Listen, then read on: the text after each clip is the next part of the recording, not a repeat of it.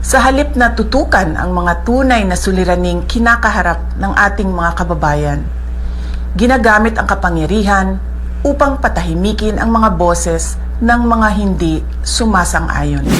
Kini mga panghitabo karon dunay warning ang Vice Presidente mga kaigsuonan nga kini kuno ang buhaton sa administrasyon.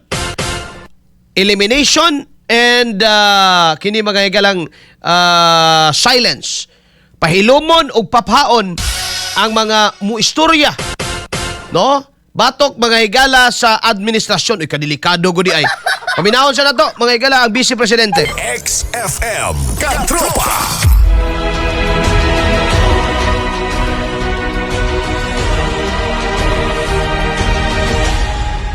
Mga kababayan, Assalamualaikum warahmatullahi wabarakatuh. Madayaw ug mayong adlaw kaninyong tanan. Magandang araw sa inyo lahat. Ang mga natutunghayan natin ngayon ay dapat ikabahala ng bawat Pilipinong naniniwala sa demokrasya, anuman ang kanilang paniniwala o kulay sa politika. Nakikita natin kung paano ginagamit ang mga institusyon ng gobyerno at ang pera ng taong bayan laban sa anumang oposisyon. Sa halip na tutukan ang mga tunay na suliraning kinakaharap ng ating mga kababayan, ginagamit ang kapangyarihan upang patahimikin ang mga boses ng mga hindi sumasang-ayon. A democracy cannot survive when those in power see every critic as an enemy and every opposing voice as a threat. I have always believed that the independence of our institutions must be protected. This includes not only the Senate and the House of Representatives as institutions, but every senator and member of the House must be free to perform his or her constitutional duty according to conscience, free from threats, pressure, or any form of intimidation. Good governance does not require the elimination of opposition. Democracy works best when there is a healthy opposition that is free to question. A government that fears dissent is not demonstrating strength. It is revealing insecurity. And that insecurity is reflected in the direction our country is taking today. The current state of our nation reveals three disturbing realities. First, the effort to divert attention from legitimate questions surrounding the flood control controversy. Second, the willingness to disregard constitutional safeguards in pursuit of a politically motivated impeachment. And third, the relentless pursuit of greater political power under the guise of charter change. These are the symptoms of a government that has become more preoccupied with protecting power than serving the people. The Filipino people deserve a government focused on solving problems, not silencing critics, on strengthening institutions, not bending them to political ends, and on serving the nation, not perpetuating power.